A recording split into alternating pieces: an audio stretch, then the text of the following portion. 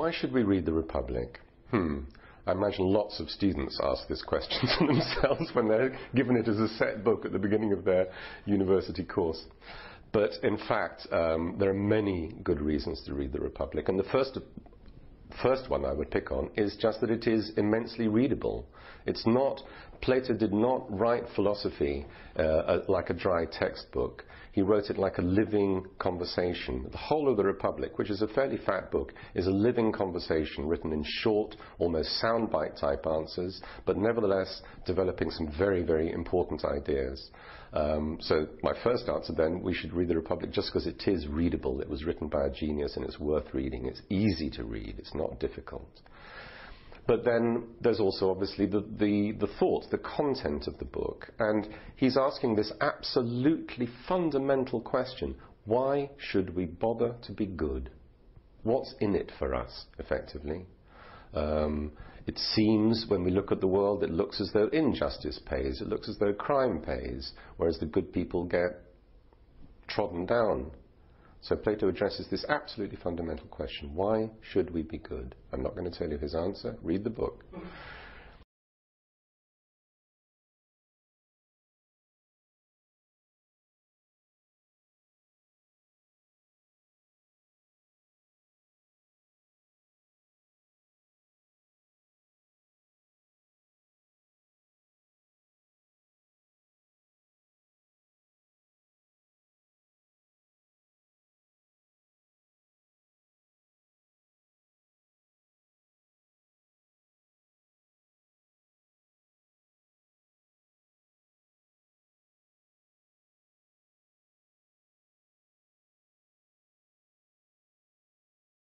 I'm 43 years old, and I owe tens of thousands of dollars in student loans.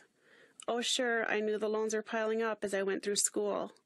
But with one loan coming from here, another from there, I had no idea of the rock slide that was building. 15 years later, I still experience moments of sheer horror regarding my family's financial situation. My monthly student loan payment is more than triple my car payment. Okay, so without my college degree, I would not have been able to get my current job. For that I'm grateful, but at what cost? My loans have been accruing at a rate of 10%, and now they have burgeoned to, well, I'm an English major, you do the math. I don't think they'll ever get paid off. We're in debt way past our eyeballs, and there's no hope in sight.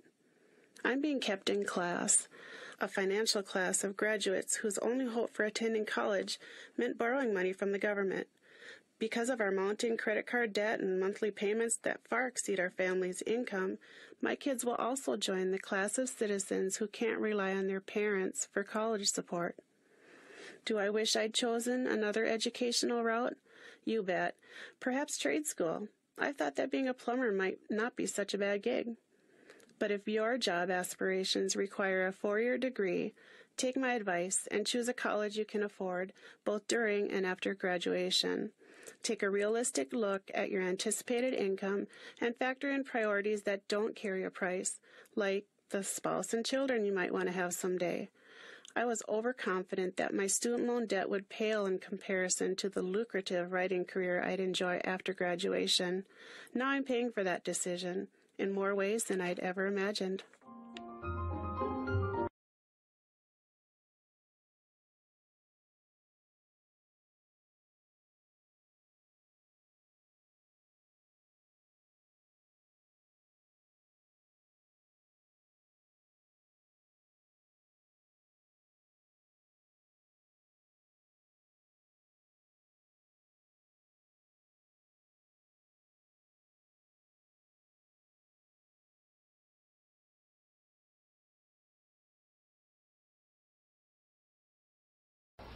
Under appropriate conditions, mind you. Sound receptors. You've got sound receptors in your ear,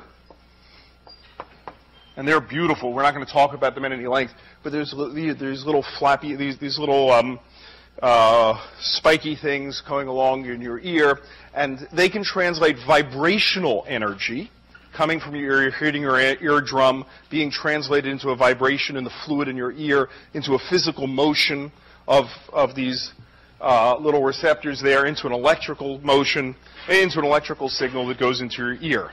So all that's pretty impressive stuff. We're not going to talk about the details of it, but I invite some of you who want to learn more about this, particularly MIT students, I think, find receptors to be really quite remarkable kinds of devices.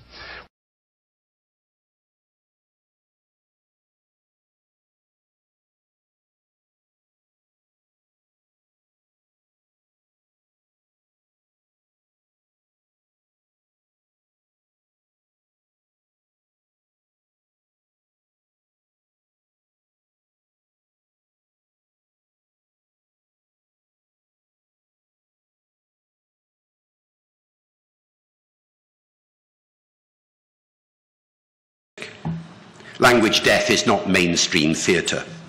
It is not mainstream anything. Can you imagine Hollywood taking it on? It's so far outside the mindsets of most people that they have a difficulty appreciating what the crisis is all about because they're not used to thinking about language as an issue in itself. Somehow we need to change these mindsets. We need to get people thinking more about language, more explicitly, more intimately, more enthusiastically. Interest in language is certainly there in the general population. Most people are fascinated by such topics as where words come from, or what the origin of their town's name is, or whether their baby's name means anything. And they're certainly prepared to play Scrabble and a host of other language games ad infinitum. And you get language games on radio and television too, but a willingness to focus that interest on general issues, a preparedness to take on board the emotion and drama inherent in the situation of language endangerment is not something that happens much.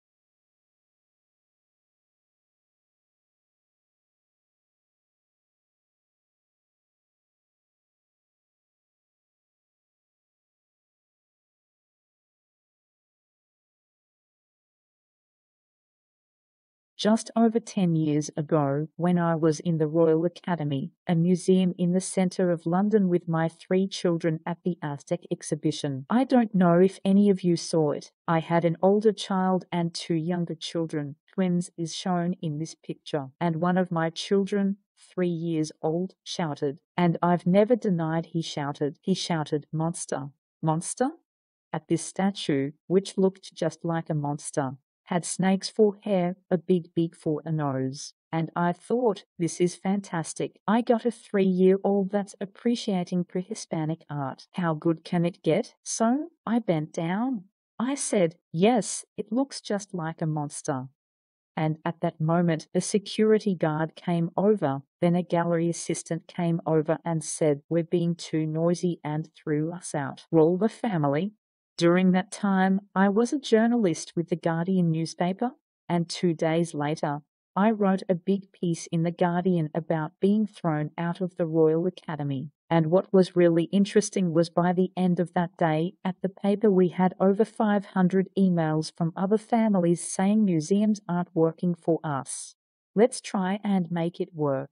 So that's what we did in the garden. We set up a campaign for the Kids Museums campaign. It didn't really exist. It was just a few pages long run, those stories on it. I began touring the country talking about how to make your museum more family-friendly. I was a journalist. I was called in to see the then director of the National Gallery in London. I'll never forget this moment. When he, a communist, said, we really like this Kids Museums campaign and we've been talking on our board about it. We have some ideas of how we might work together, and I'd like you to take them back to your team.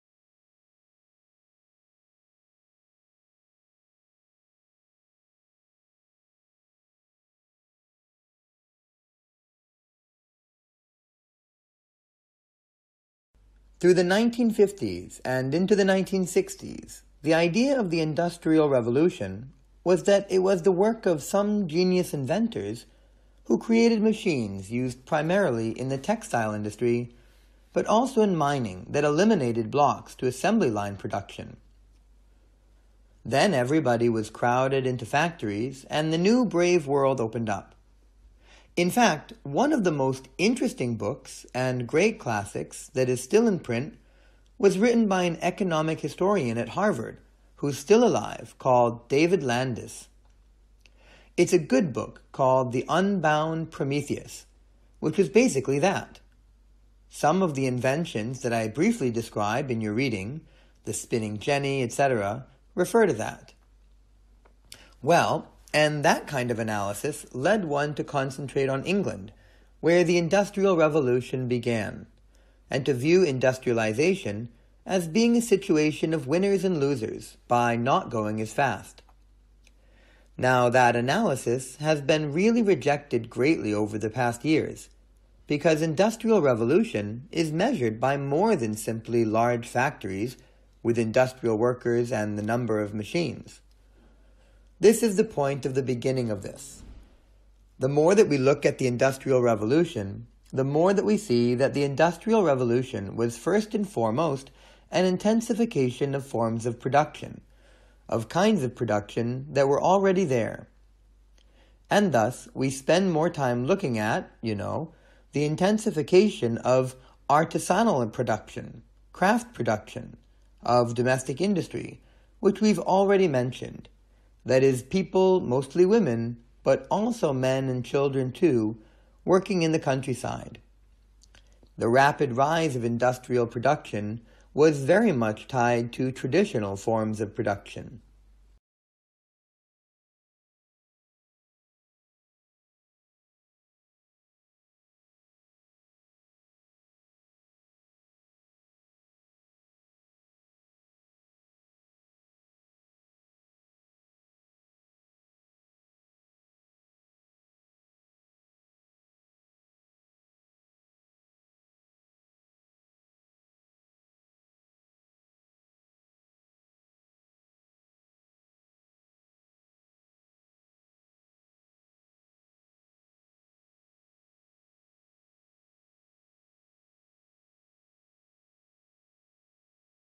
Emery Lovins. Who knows who Emery Lovins is? Nobody. Emery Lovins is an unusual character. He's something of polymath, just to say he sort of soaks up knowledge across a wide range of fields. He's not an academic. He has a consulting company which he runs off until he recently out of his home in Colorado. He lives outside Snowmass in a house built into the side of a mountain that has no furnace. For about 30 years, he has been a kind of iconic plastic oddball genius, thinking of ways to save energy, thinking of ways to solve problems using technology that already exist. And he has demonstrated several of them. He also is something that he's such an oddball that people tend to think he's kind of crazy. Anyway, Elizabeth Colbert went and spent some time with Emery Lovins, and so he's written this piece called Mr. Green.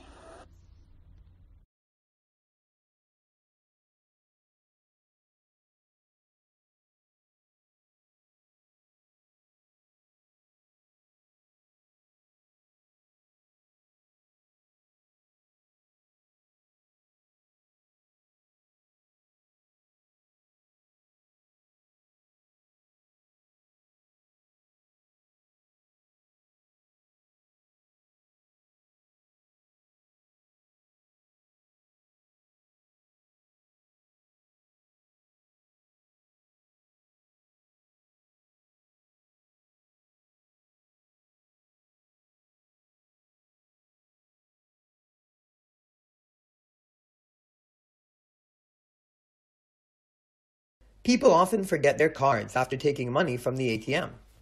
Occasionally, this is the common reason, because they get the money and walk away. In the UK, it becomes less common because people take their money after they've taken their card. In the past, people made the error by forgetting to get their cards after their money. UK has restructured the new ATM system. You have to get your card before you get your cash. Although you would forget to get your money, it is more catastrophic if you lose your card, because it can access your bank account.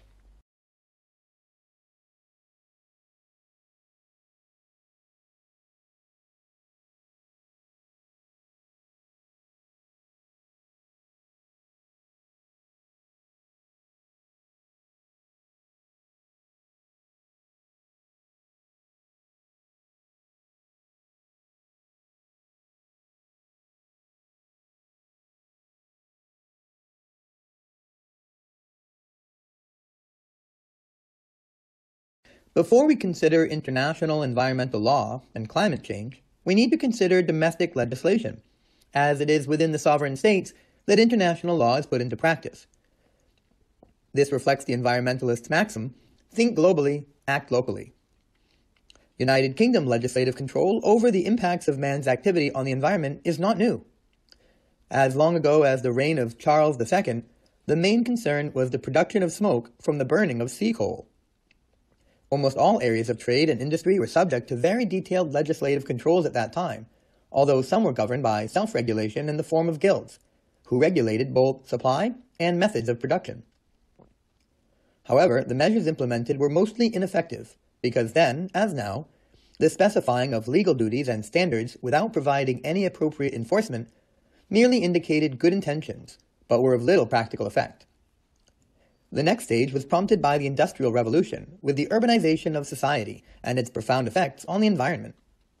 Local industrialists used the Adam Smith model to maximize their economic benefit, but this was to the detriment of the local environment with the operation of Gresham's law, that is, the bad drives out the good. Those industrialists who were concerned for either the health of their employees or the local environment faced higher costs than their competitors. The result was the need for increasingly comprehensive statutory controls on the discharge of pollutants into various receiving media.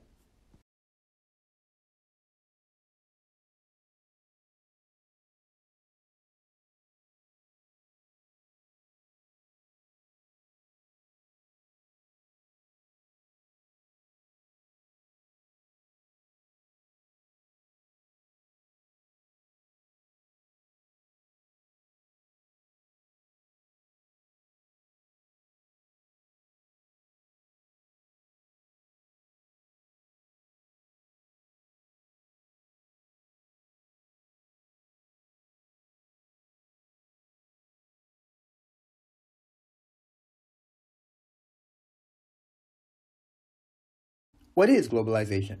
I think that it takes on a few different definitions in one sense of the word. Globalization means proliferation of transactions across country. So, one way of thinking about globalization is a way to describe increased international communications, more trade happening between countries, and be less self-sufficient in providing goods and services to their people, and more companies that have offices in multiple countries, which we call multinationals. So, the source of growth in travel and communication and corporate trade across borders.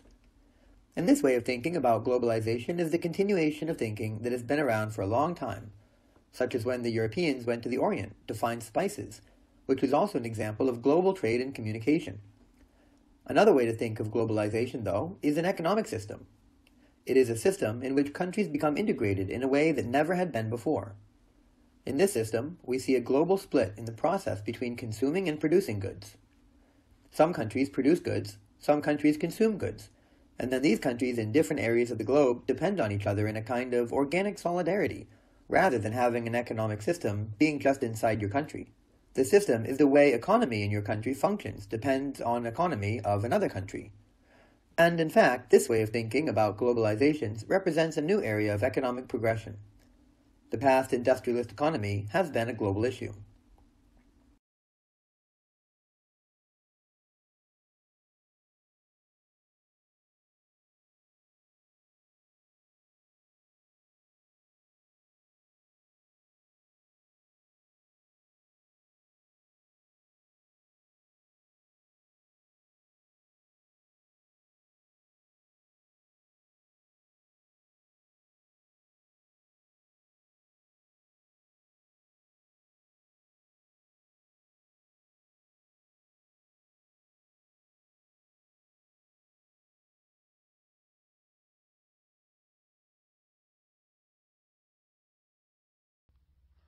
The debt today is so high. it's 200,000 rupees. 300,000 rupees of peasants who have no capital. And they who know within a year or two, when they accumulate that kind of debt, they will never be able to pay back. Where is the debt coming from? It's coming from a seed that is costing 100,000 to 200,000 rupees per kilogram, depending on what you got. Seed that used to be free, used to be theirs. Pesticides each time, the more they use, the more they have to use. 12 sprays, 15 sprays, 20 sprays. Pesticide used in just the last 5 years in the large areas of India has shot up by 2,000%. That's why the free market and globalization have brought. And since we're talking about peasants who have no money, who have no capital, they can only buy expensive seeds and expensive pesticides by borrowing. And who lended that money? The same companies that sell the pesticides, which are the same companies that sell the seeds, as you know, are now also the major credit.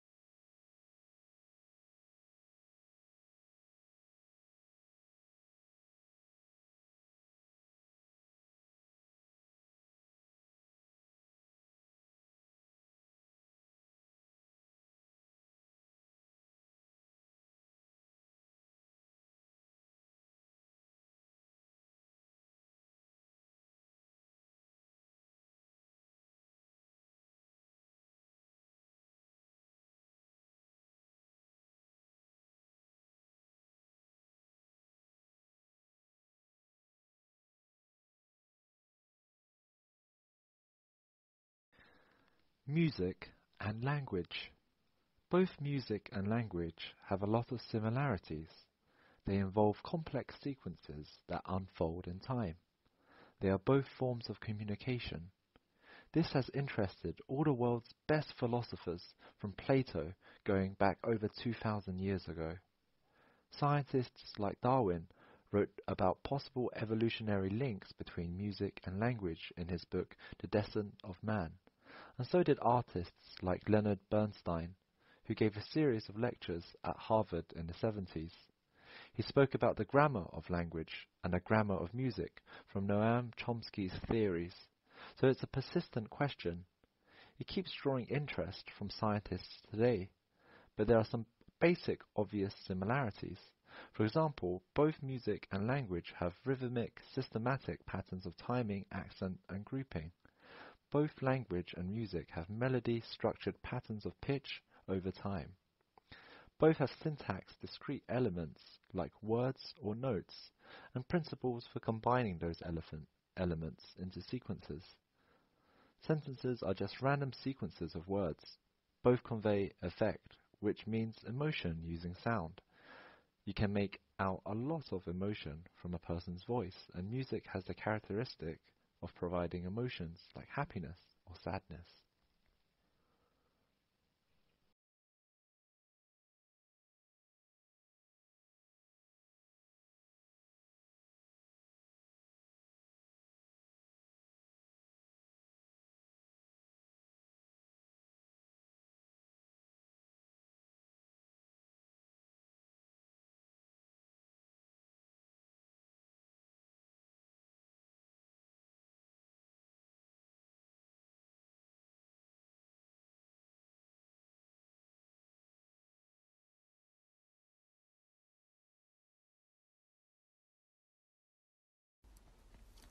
Okay, to understand what vitamin D does, we need to understand the central concept.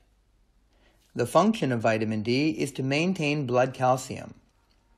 You probably think the function of vitamin D is to maintain strong bones and teeth, but it does that by accident. Its real function is to maintain your blood calcium level in a very narrow range.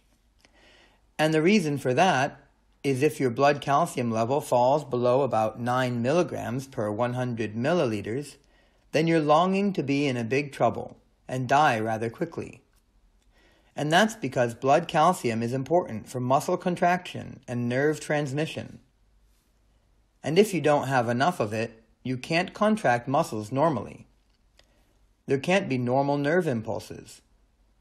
And this results in a disease called tetany, where you get these uncontrolled convulsions followed by rapid death. Calcium is also important for enzymic activities and blood clotting.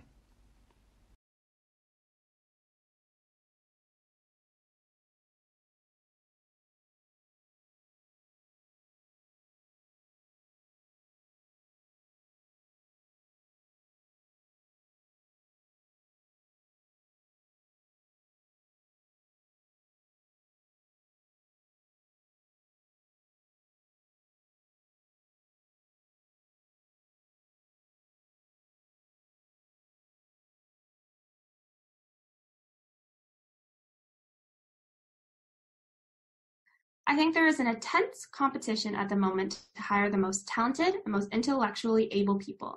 There is a time when I think companies have many of the adventures in the world. That involves the company's world. It was the boss's world. Now I think it reverses the case. We have a shortage in talent base within countries and between countries, have an intense battle between companies to hire the most talented workers, and also between countries, which are looking to recruit talented young people, talented young immigrants. We have this sense of immigrants being things that countries are battled to keep out, and immigrants want to get in, climb up the walls. I think the opposite isn't the case. And the topic is that countries are trying to lure bright young people to get them to go to universities and get them to become immigrants. So on many levels, talent is a premium. There is a shortage of talent, and so countries, companies, all sorts of our organizations, of course, volunteer organizations as well, as are competing to hire the best and the brightest. You know, we have a baby boom population which is aging. We have an economy which is becoming more sophisticated. And so, for all those sorts of reasons, talent is a premium.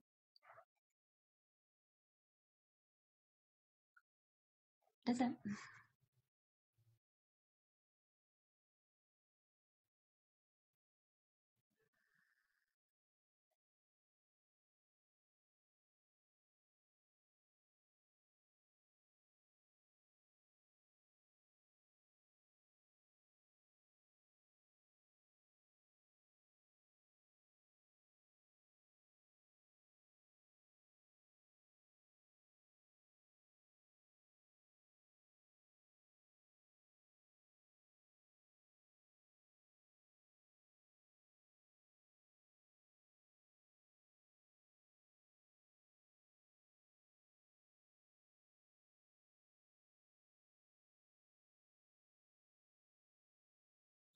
Laughter is one of the greatest therapies in combating adversity, and whole communities and nations have frequently relied on humor to get them through their bleakest times.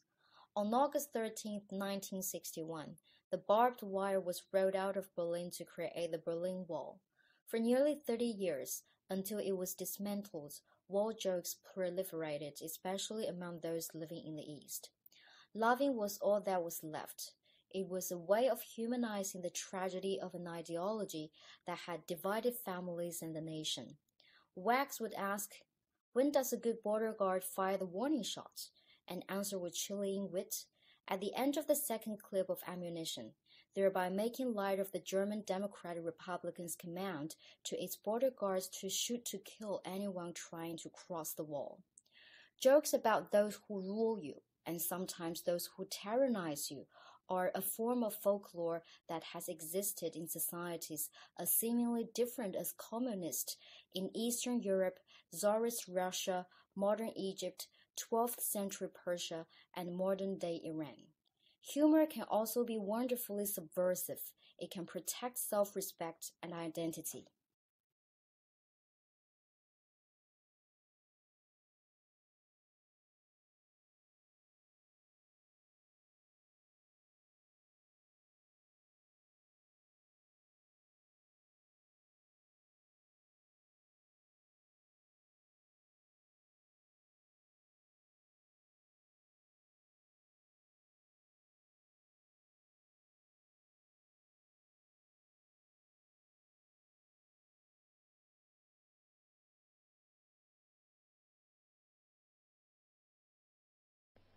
There can be no reasonable science-based doubt about the reality of global climate change, effects brought on by the cumulative and rapidly growing emission of so-called greenhouse gases, primarily carbon dioxide, into the atmosphere.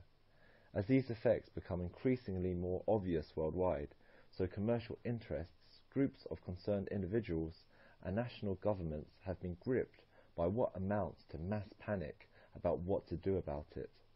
To many, Paul Ehrlich's Malthusian population bomb of 1968 appears about to explode in the world's face in an indirect version of his millenarian vision of population growth, which outpaces agricultural production capacity, with predictably catastrophic results for humanity.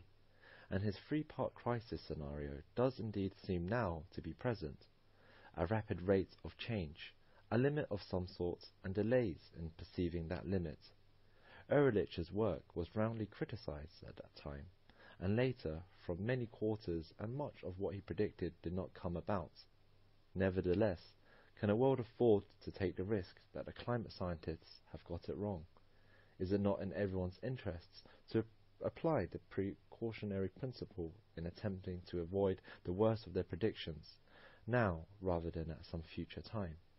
As the chairman of the Intergovernmental Panel on Climate Change, Mr. Rahendra Pukuri, has pointed out, 11 of the warmest years since instrumental records began have occurred in the past 12 years, while major precipitation changes are taking place on a global scale.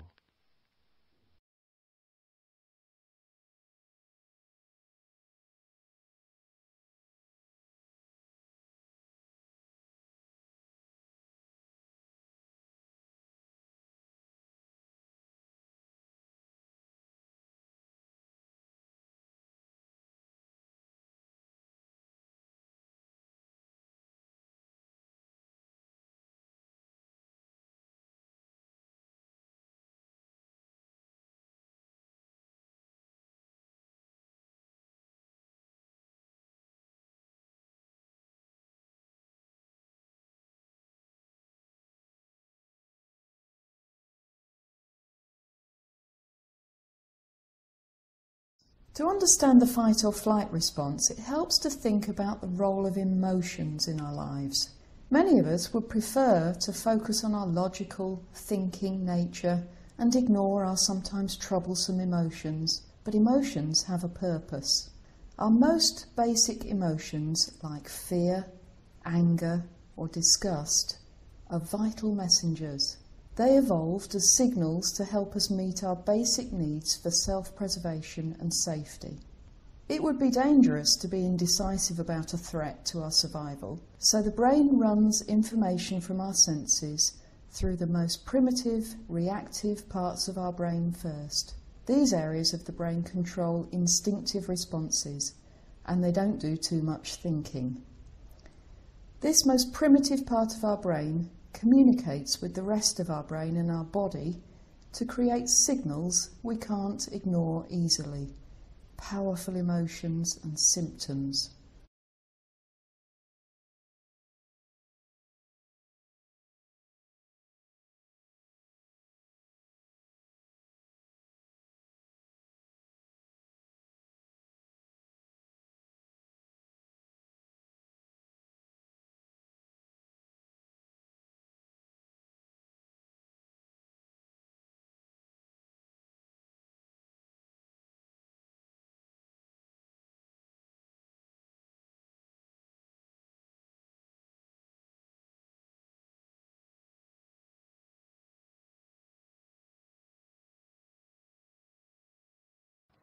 Today, a university like the LSE certainly has to acknowledge that it is in competition for the best students, all of whom have choices they can exercise, and many of them choices which run across national and continental borders.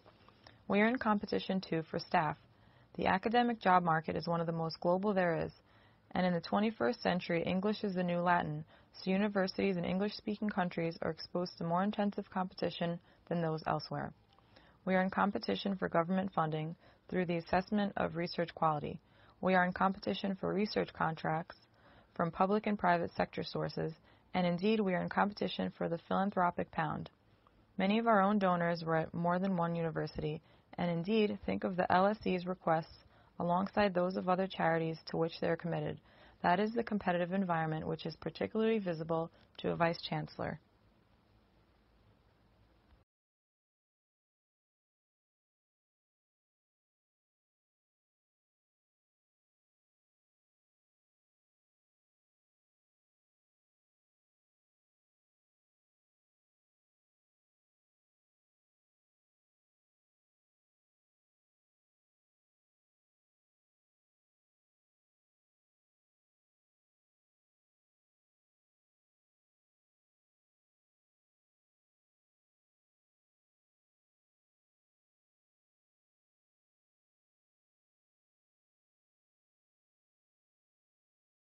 Within most developed countries, notions of pragmatism, notions of the fact that we have democracies, have succeeded in tempering the market economy. In the 19th century, 18th century, the Industrial Revolution had some very negative effects on people, particularly in working classes all over the world.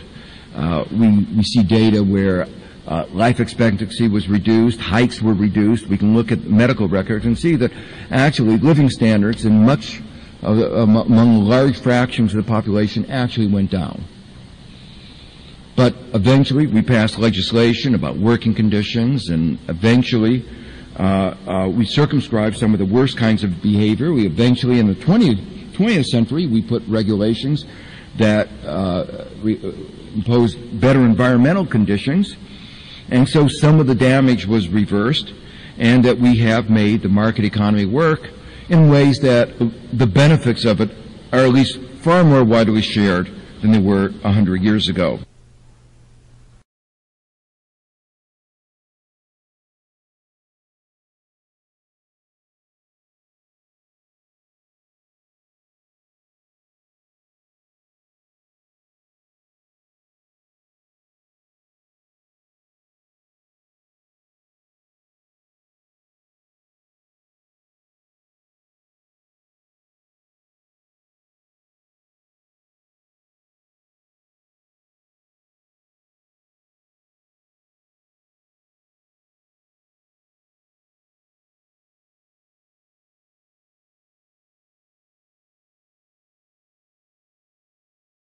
In my view, it's impossible not to talk about wildlife and not think about its role in livelihoods. And I guess part of that is my own view, part of the research that I do in Africa.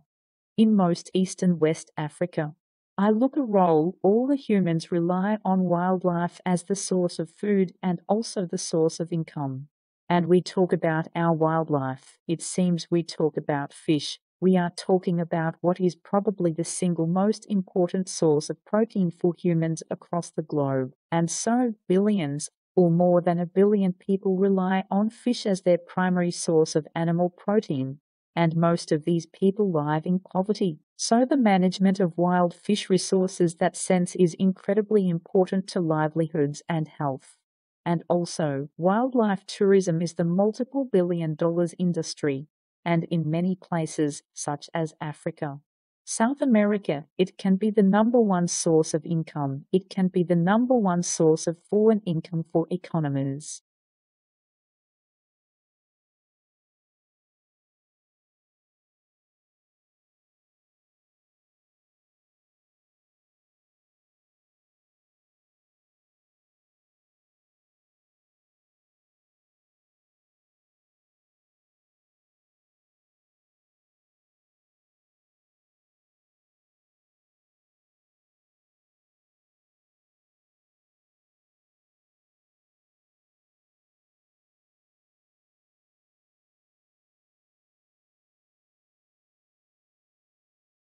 But you can see from the relatively crooked and narrow streets of the city of Rome as they look from above today, you can see that, again, the city grew in a fairly ad hoc way, as I mentioned. It wasn't planned all at once. It just grew up over time, beginning in the 8th century BC.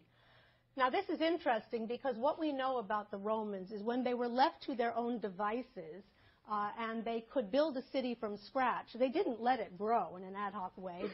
They structured it in a very methodical way. that was basically based on military strategy, military planning.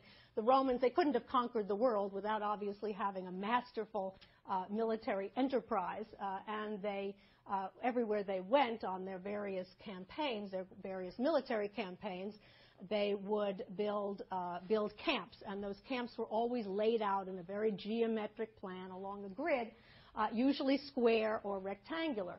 So when we begin to see the Romans building their ideal Roman city, they turn to that so-called castrum, or military camp design.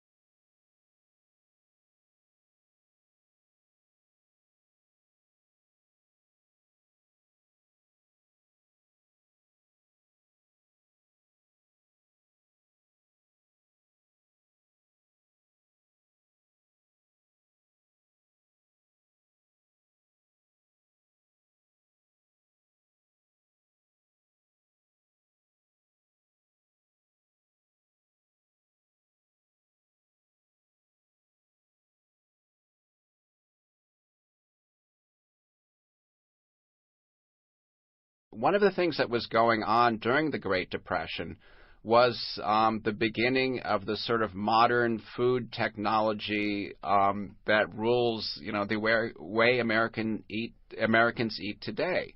That is, there are a lot of canned foods were coming onto the market at the time, and also refrigerators were really becoming very, very popular during the Great Depression. Both in cities and in rural parts of the country, thanks to electrification, the Rural Electrification Administration. People could buy appliances, farmers could buy appliances, and that meant frozen foods were becoming big. At that time, few people could afford to buy them during the early years of the Great Depression, but, gradually these things picked up. And so this was like the sort of beginning of the era when people were starting to think about supermarkets with rows and rows of freezer cases and rows of canned foods.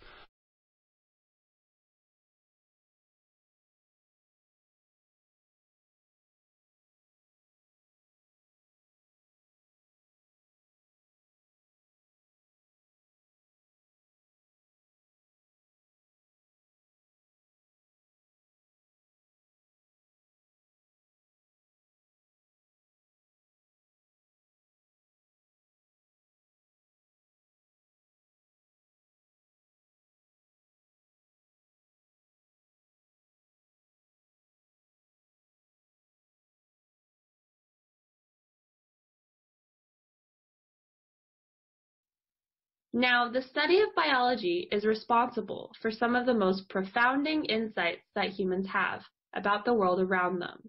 So take a look at these 4 panoramas. In the upper left, you see some bacteria. This happen to be equal line. You obviously see a butterfly, a flower, a dolphin. If you see that at the outer space just looks these different forms and structures, you have no idea that they were all related to one to another. So one of the most profound things that biology told us is that all life on Earth is exceptionally related similar to one to another. So for example, all of these life forms rely on DNA and RNA for storing and transmitting and using their genetic and inherited information. They are all based on cell. Cell is the fundamental building blocks of all life.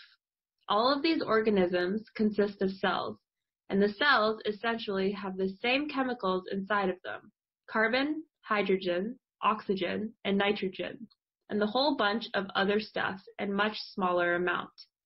All these organisms conducted metabolism, in other words, chemical reactions that using convert energy from one form to another.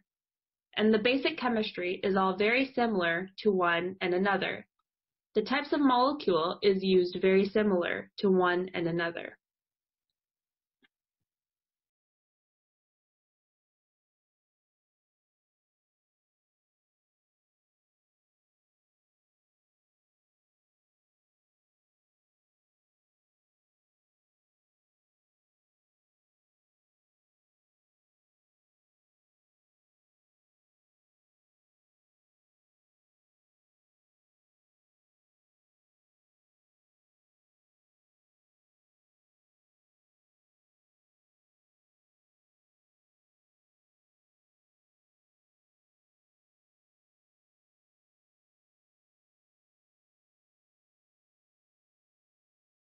Well, a historical linguist compares languages at several levels. You start out looking for basic vocabulary. All languages of the world, natural languages at least, have words for eye and head and nose and ear, and for sky and earth, and for water, sand, and for sibling, mother and father. They may not have words for uncle and aunt. It becomes much vaguer because in one culture an aunt is different when it comes from your father's side than from your mother's side. You don't include snow. Most people know what snow is, but in the tropics you don't have it. So you look for notions that are totally comparable and that occur everywhere in the world. You take the 100 or 200 most universal notions in a human life. That is what you call a basic vocabulary. So you take basic vocabularies in languages that you think are related. You look for words that sound the same.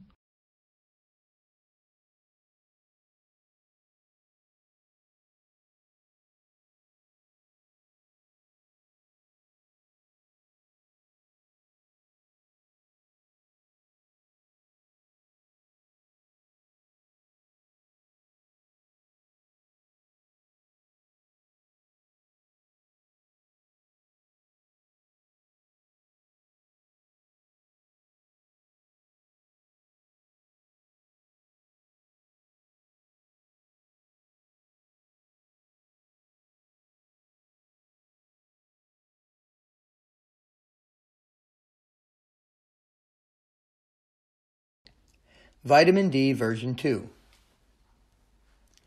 So today we're going to finish talking about the fat-soluble vitamins.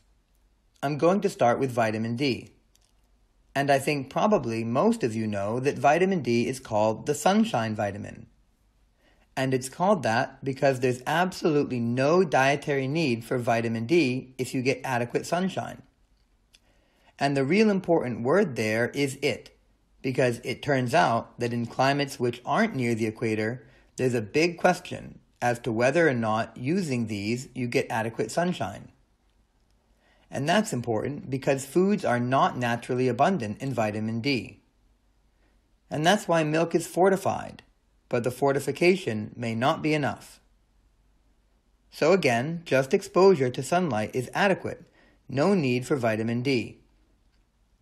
So vitamin D really isn't the vitamin, it's a pro-hormone when human beings evolve. We evolved in tropical climates and ran around naked. There was plenty of skin exposure to sunlight, and so there was no dietary need for vitamin D. As humans migrated away from that tropical regions, they actually created a need for vitamin D in food because sunlight was inadequate, particularly during the winter.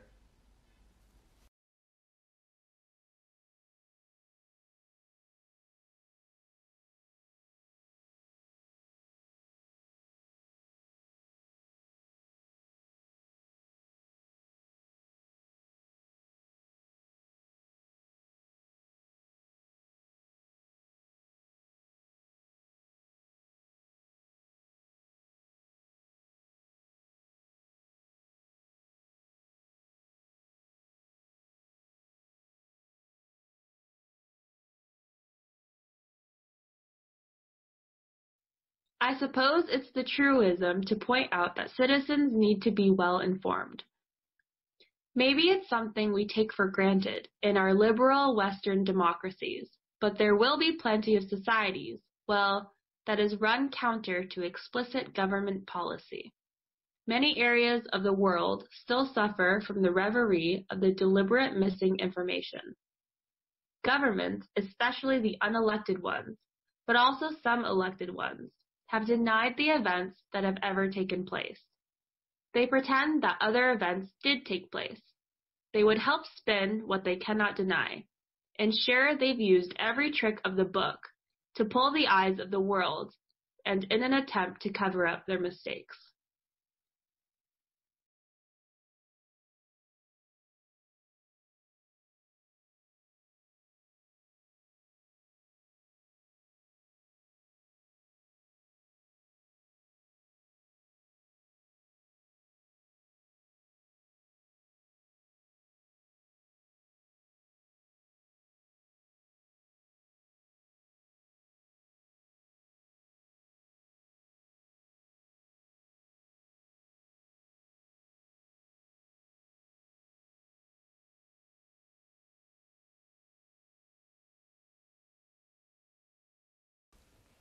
For thousands of years, philosophers and astronomers, and thinkers of all sorts, have imagined that the universe, the space around us, was rather like this floor in front of us. It was fixed and unchangeable, and things happen on it, just as people walk around. So the stars, the comets, and the planets, and the other heavenly bodies moved around and traced down their parts on this completely unchanging stage of space. In the 20th century, as the result of Einstein's work, that view of the universe was completely transformed. We began to understand that there was no absolutely fixed stage of space at all on which all celestial notions were played out. But in some sense, on the larger scale in the universe, the space itself was in this state of a continuous dynamic change. That was a prediction made by Einstein. However, Einstein was not the first person to propose the theory, and the theory was proposed by an astronomer called Hubble in the 1920s.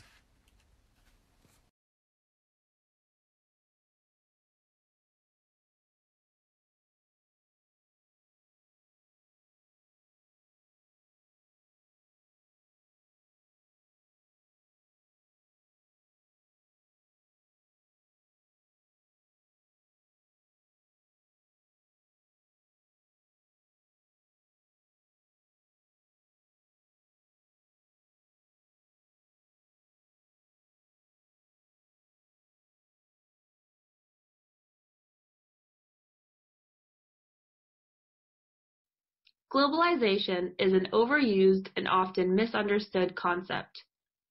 We hear it all the time on news broadcasts and in any type of public discussion. But the starting point for understanding globalization is that it is industries and markets that globalize, not countries. That's why it's helpful to think of globalization as the integration of economic activities across borders. But why does globalization matter? I would argue globalization matters because it means the rise of interconnectedness between countries and markets across the world. For example, one of the reasons why the financial crash of 2007 to 2008 was so serious was because the financial and backing systems of countries around the world have become so closely interconnected with the globalization of markets.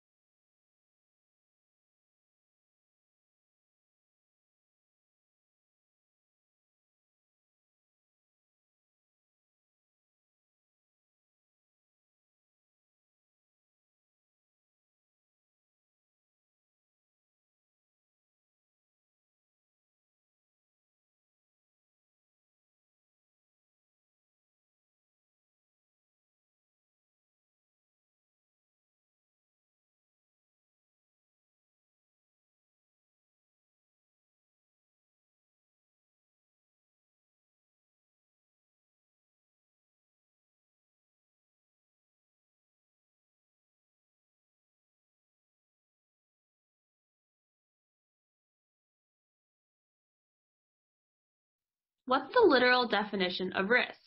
Business schools use risk analysis.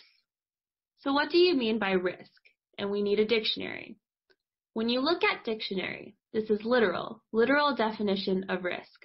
What it says is, the definition, for example, the possibility of injury, a dangerous element or factor, chance of, degree or possibility of such loss, and so on.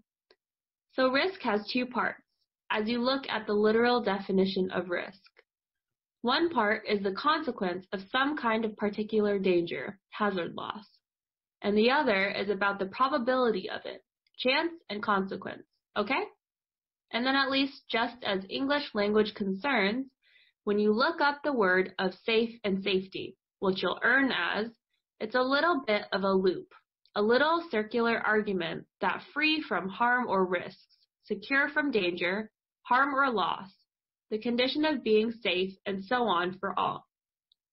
And why we take out of it.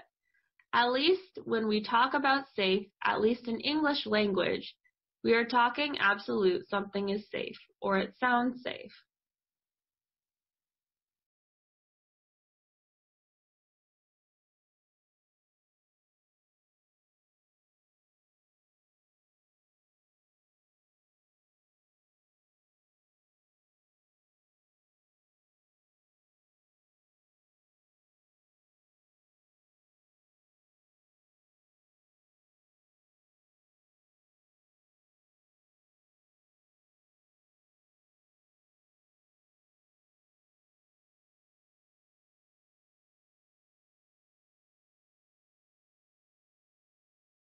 There are two main categories of memory.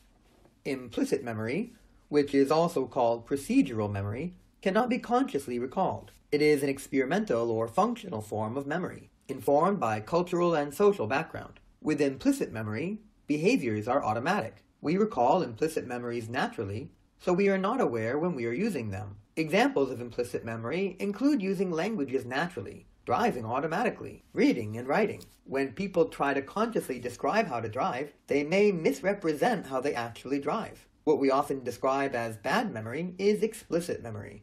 Explicit memory is also known as episodic memory, which is totally different from implicit memory. It's more about time and space, and is often related to personal life experiences. Some examples of explicit memory include remembering birthdays from many years ago, or answering multiple choice questions in a test.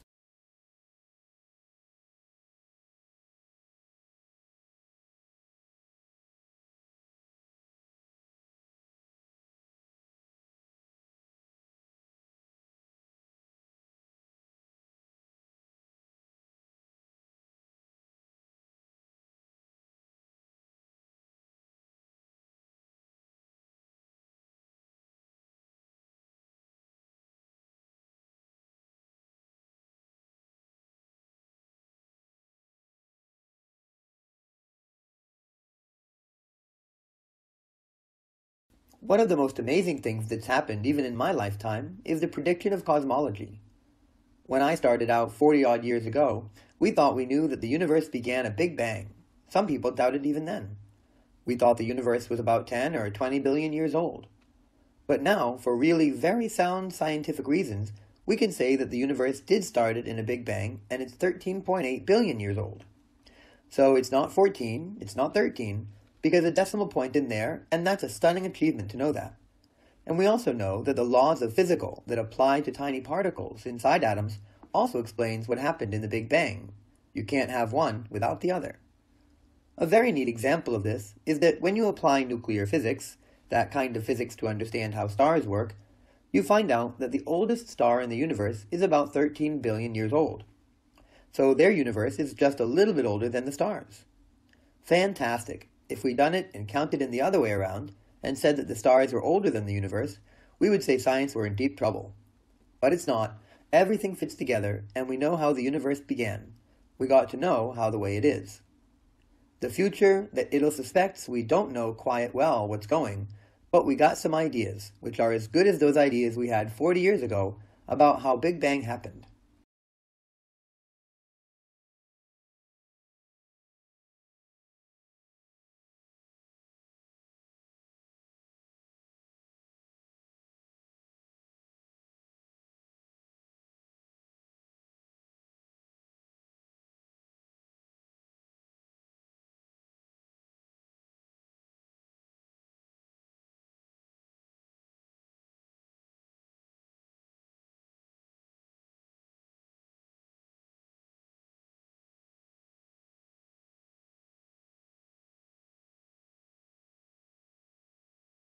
Now we would like to look at a recent survey conducted by Canadian researchers on diet. Total 31 women volunteered in the survey.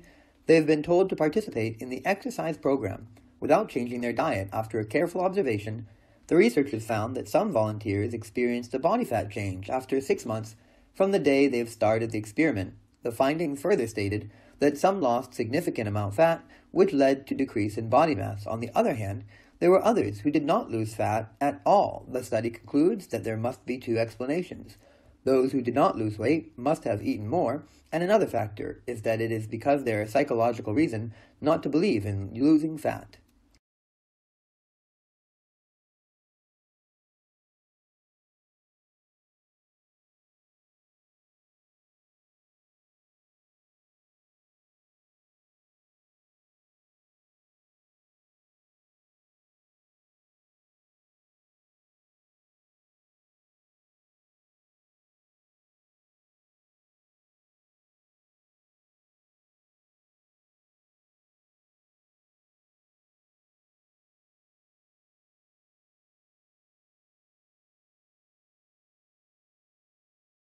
So various conclusions.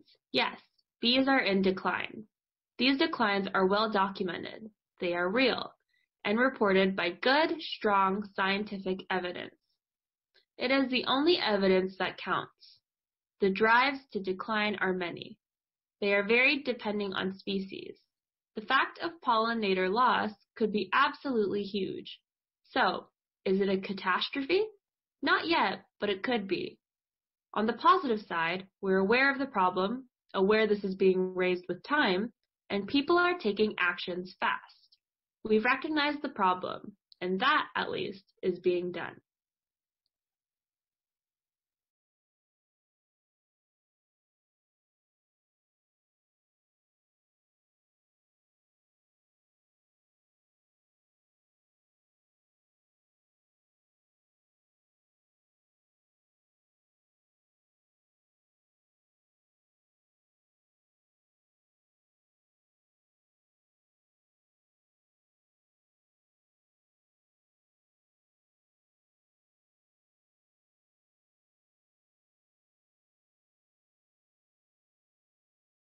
Consumers are the core section of any business. In fact, the whole concept of any business is surrounded by the behavior of consumers, and the values of consumer is a crucial factor. Now, we have to understand a consumer is not to be taken lightly. He knows what product he wants. Consumers are extremely smart. They could make decisions about price and value of products in minutes or sometimes in few seconds. So, a business therefore needs to uplift its brand image. Consumers are willing to pay 15 more for quality products.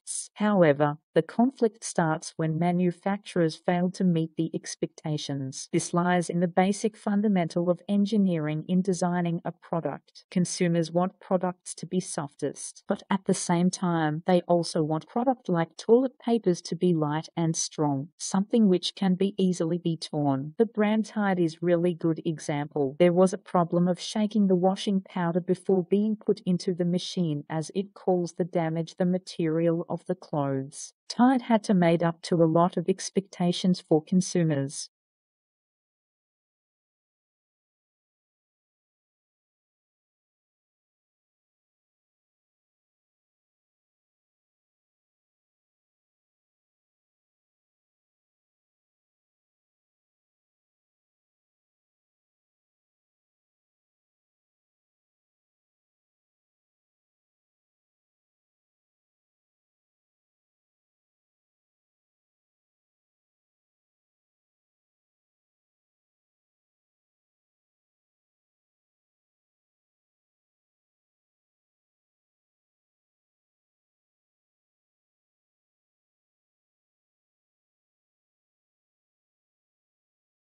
But what are the dangers of keeping these drugs at home?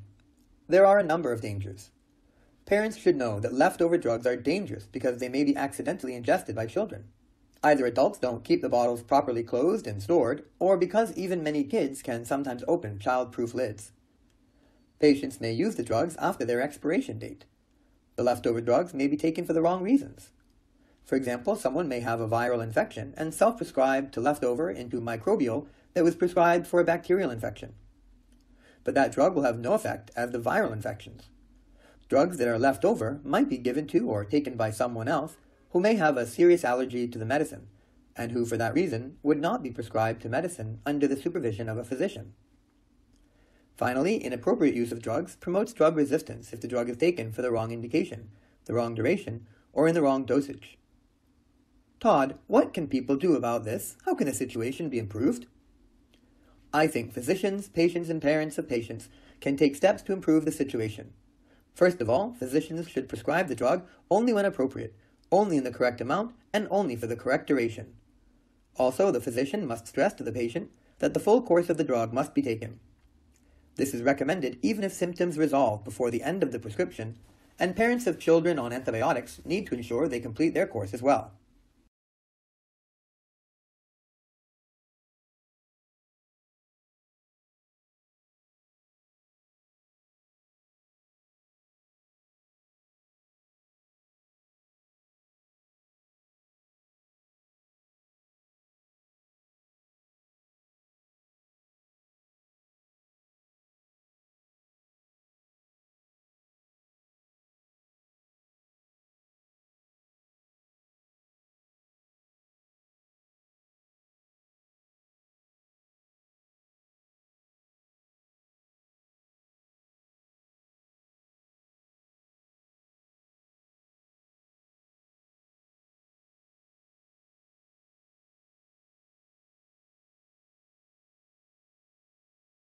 The Human Rights Act can be seen as far-reaching and some would argue controversial in the UK history of rights.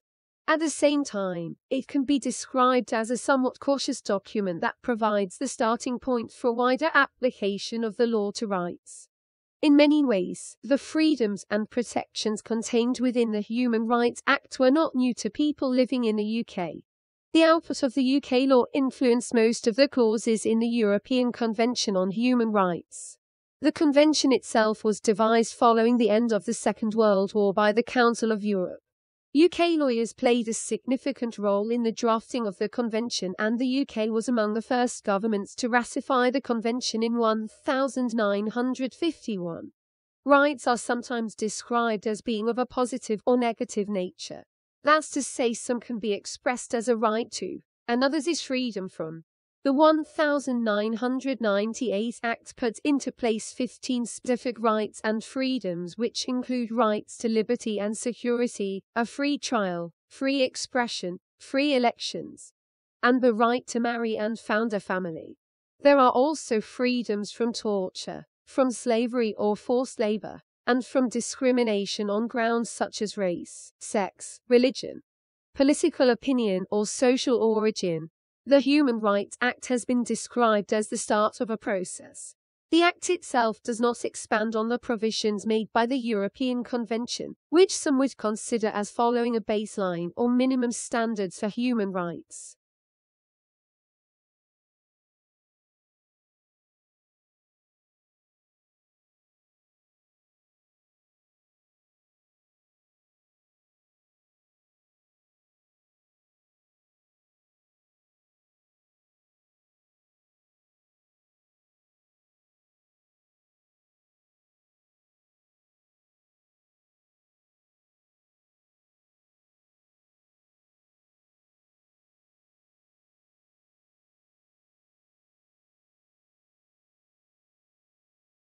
Well, it's like, why is Australian housing so expensive? Essentially, it's showing of how well the Australian economy has been doing over the last 15 years. We've had 15 years more or less of an uninterrupted economic growth, during which average earning has been raised by close to 90%. While over the course of that period, the standard variable mortgage rate was halved. That meant that the amount which a typical home-buying household can afford to borrow under rules which aren't strictly applied, as they used to be, had more than doubled. Over the same period, rising immigration and falling average household size has meant that the number of households looking for accommodation has risen by about 1.5 million. That's around 200,000 more than the number of dwellings has increased by. So you have had a substantial increase in the purchasing power of households. No net increase in the supply of housing, and hence all that addition purchasing power has gone into pushing up the price of housing.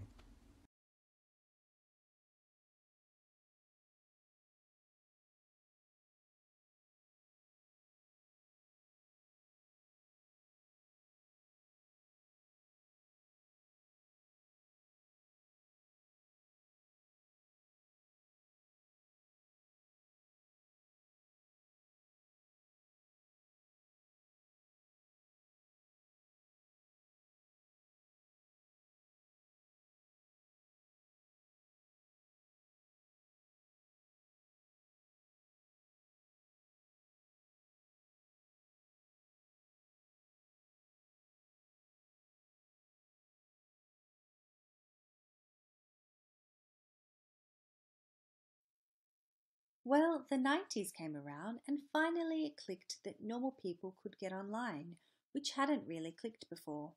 And the little trick that finally put it together was Tim Berners-Lee HTML. So thank you to the UK for providing the fellow who finally put the missing chink in place. And then what happened in the 90s was this extraordinary outpouring of creativity and constructiveness from millions and millions of people. There were millions of people making web pages, creating content online, creating social experiments, creating lessons, all sorts of things. And the first decade of the web took place without much of a profit motive, without any particular charismatic figures driving it, without fear, without a desire for an afterlife or any other religious gambits, without advertising, without any of the traditional motivational schemes. It simply happened because people enjoyed it and it was a good idea.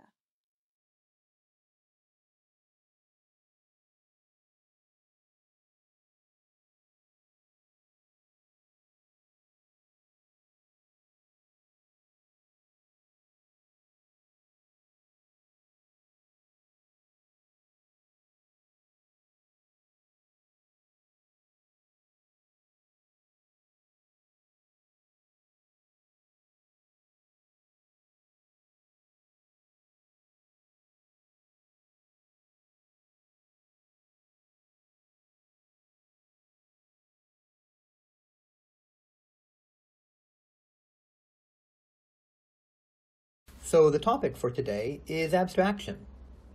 And this is a very important layer of computer, because you can't do anything with a computer unless you have a symbolic system in place. Right, so we're talking about the origin of symbolic systems. Language is a classic symbolic system. Apparently, one theory for why language evolved is that people communicated with sign language and with movement quite well for a long time. And it turned out that they wanted to communicate even while they were doing things. So while they were trying to strangle the dinosaur, not the dinosaurs, the rhinoceros, they wanted to say, "Come help me," and they used sign language to do it. They had to let go the rhinoceros, and the rhinoceros ran away. So you can see that it's a good idea to be able to do something with your hands and be able to communicate at the same time. Hence words and language.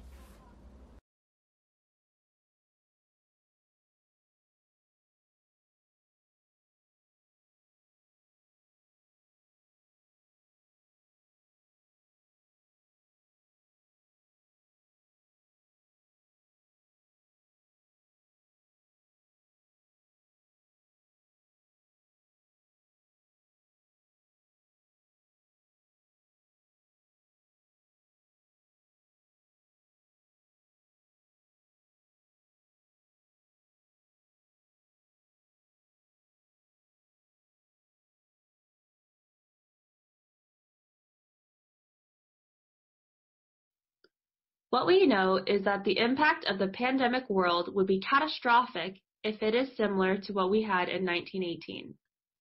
In the United States, there has been unprecedented amount of preparation so far. It affects every aspect of public health. We have efforts for treatment, efforts for better prevention, clinical management, key communications, the domestic and international responses, and also efforts to try to prevent transmission within community. The federal government has had tremendous amount of resources that they have put into development of the new antiviral drug stockpiles, development of new vaccines, and manufacturing facilities for vaccines. So there's quite a lot that's happening in the United States. However, developing countries do not have the level of resources found in more developed countries. That's the real challenge.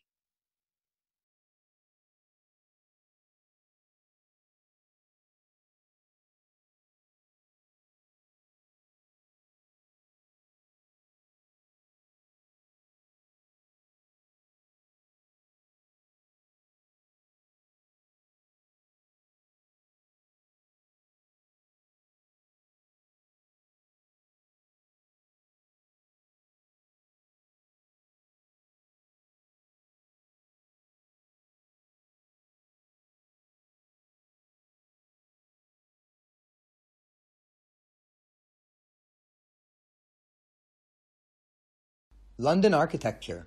It seems to me that architecture is very much something that causes us both pleasure and trouble. I live in the part of Western London where I think many of the streets where I live are really, really ugly. And this distresses me every time I walk to a supermarket or walk to a tube. I think, why did they build that? And without architecture. It lasts so long, and if you write a bad book or do a bad play, I will be shocked when it be showed, and then no one would suffer. A bad building has a serious impact could be hundreds of years on the people around it. And suppose the book arose a little bit from the frustration, almost anger, then there is so much bad architecture around. And then I realize if you talk about architecture, you will say, why buildings are not more beautiful? Then you will say, I can use such work as beauty. That's a really arrogant word. And no one knows what beautiful is. It's all in the eye of beholder. I couldn't help but think that actually, well, you know, that we all attempt to agree that Rome is nice than Milky Kings, and San Francisco has the edge of Frankfurt. So we can make that sort of generalization. Surely there are some things we can say about why a building works or why it doesn't. So the books really attempt to suggest why architecture works when it does, and what might going to be wrong when it doesn't work.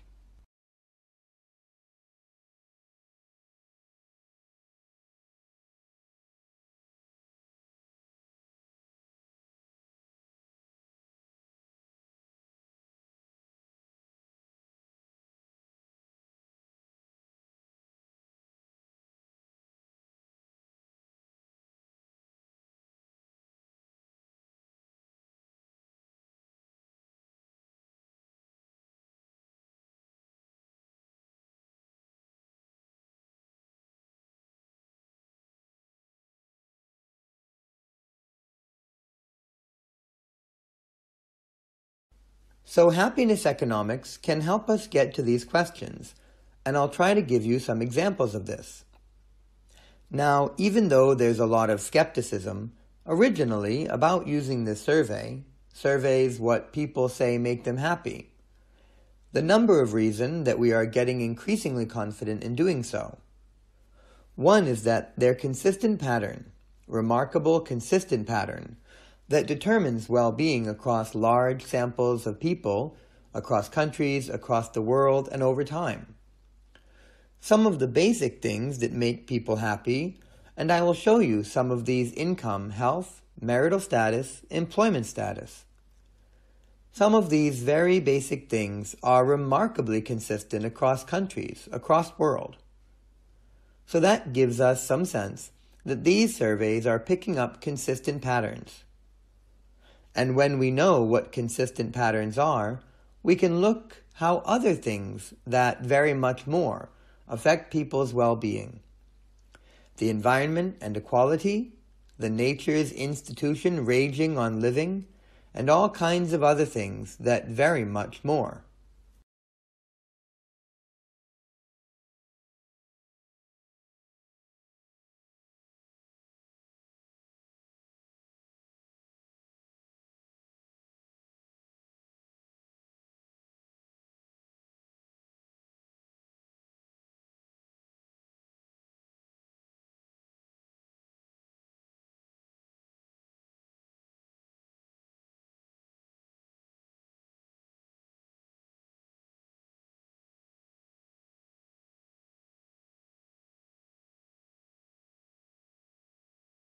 Last week we talked about how people recognize objects, and really how well people recognize objects, given how difficult the problem is, given how objects can be seen in all different sorts of illumination, in different positions, in different angles. And yet we are able to extract that information. We are able to take the visual stuff out there, interpret it in a way that allows us to recognize all the different things that we can in our environment. Today we're going to kind of carry on looking at that, but we're going to look at what's really a special class of objects. That's the human face. So we're going to look at how we recognize human faces, and how we do it quite as well as we do. We're really expert at recognizing faces. So again, we can think about how do we take that visual information, and how do we transform it into a form which allows us to put a name to a face, and to do all the other clever things that we can do with faces. So I'm going to start off again by just pointing out that it's a hard problem. Face recognition is a hard problem, and it's a clever thing we do. If you think about all the different types of faces you can recognize, and all the different types of information you can get from the face, you kind of start to appreciate how well we can do face recognition.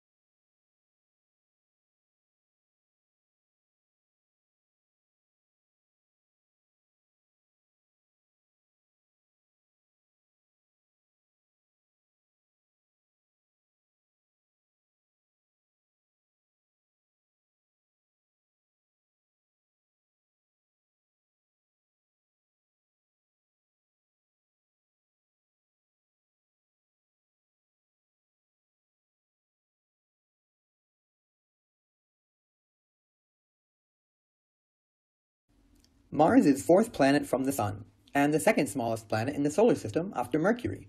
Named after the Roman god of the war, it is often referred to as a red planet because the iron oxide prevalent on its surface gives it a reddish appearance. Mars is a terrestrial planet with a thin atmosphere, having surface features reminiscent both of the impact crater of the Moon and the volcanoes, valleys, deserts, and polar ice caps of the Earth. The rotational period and the season cycles of the Mars are likewise similar of those of Earth, as it was the tilt that produced the seasons. Mars is the site of the Olympus Mons, the largest volcano and the second largest known mountain in the solar system, and the Valles Marineris, one of the largest canyon in the solar system. Until the first successful Mars flyby in 1965 by Mariner 4, many speculated about the presence of the liquid water on the planet's surface. This was based on observed periodic variation in the light and the dark patches, particularly in the polar latitude, which appeared to be seas and continents. Geological evidence gathered by the unmanned mission suggested that Mars once had large scale of water coverage on the surface on some earlier stages of existence.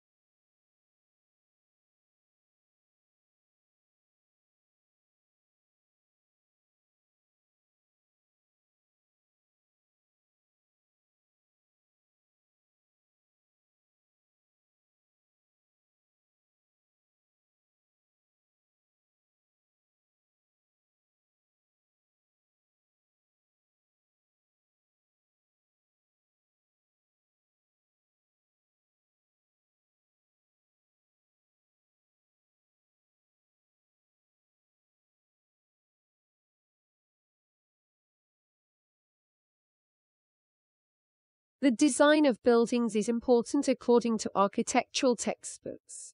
At its roots, architecture exists to create the physical environment in which people live. But architecture is more than just the built environment, it's also a part of our culture. It stands as a representation of how we see ourselves, as well as how we see the world. There are poorly designed buildings, but also some great building works.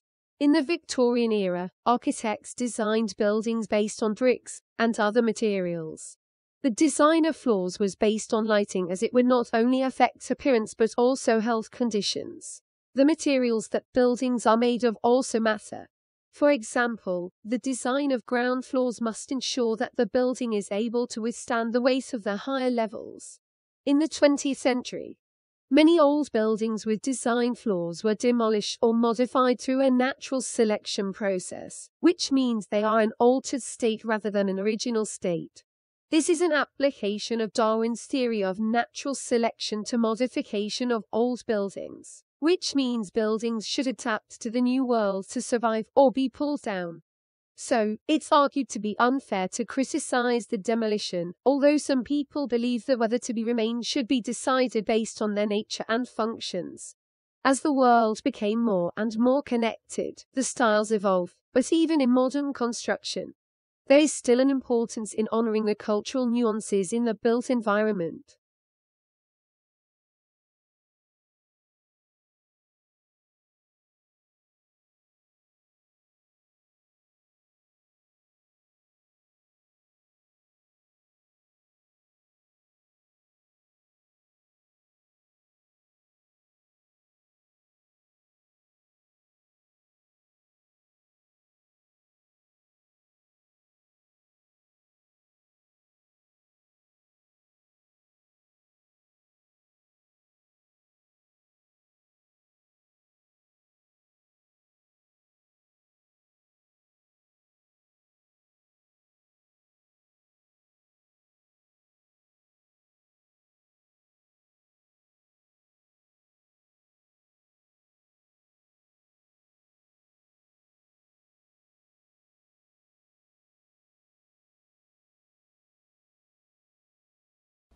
English, as you have already read, is not a pure language. I don't think there really are any pure languages in the world. But English is definitely not a pure language. English, in fact, has borrowed from over 350 languages in its history. So it's a variety of many languages. Some people say it's like a dog, a mongrel dog, a dog that has been made up of many different dogs. The English language is like that. By looking at the history of the English language, we learn about the history of the English people. The two things are closely connected. So, in fact, today we are not only learning about language, but we are learning about history. The fact that English has borrowed words from over 350 languages has been viewed differently throughout history. So, for example, in Shakespeare's time, people were not very angry about words which were not, they thought, original English words, words which came from other languages. They didn't like them.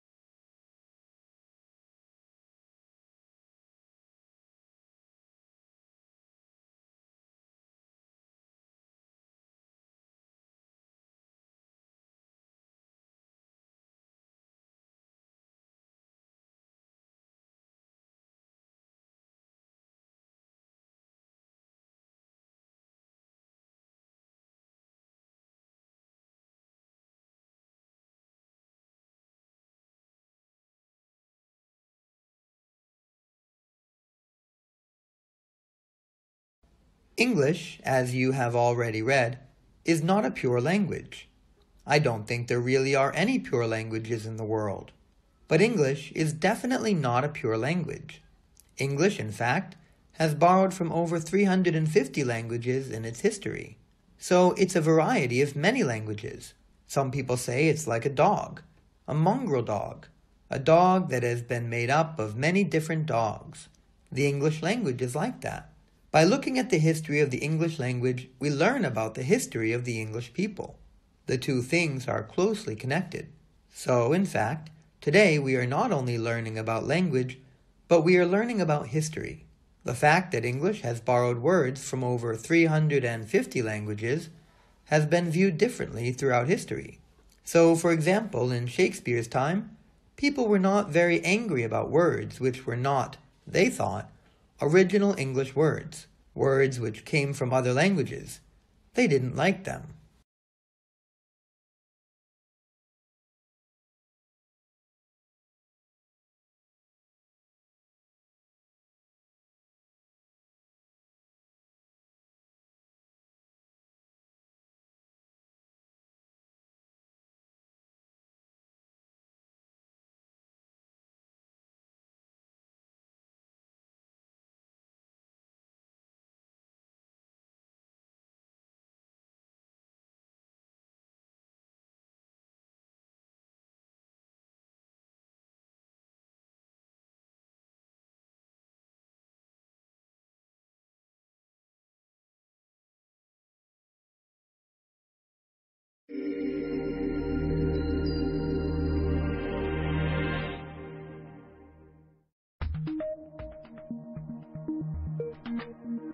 A fast radio burst is very much like what it sounds. It's a burst. It's a very fast burst of radio waves. It comes from outer space, a long way away, and by fast I mean really fast. So it starts and stops in about 1,000th of a second. So you click your fingers and it's finished.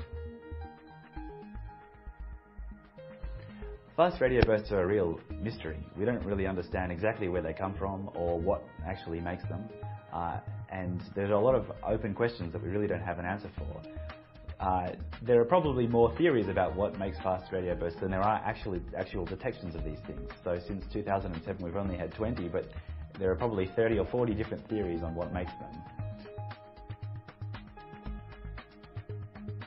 The most interesting thing about this burst is the fact that we found it with the Australian Square Kilometre Array Pathfinder. So that is, it wasn't really obvious that we would be able to do this as well as we ended up being able to do it.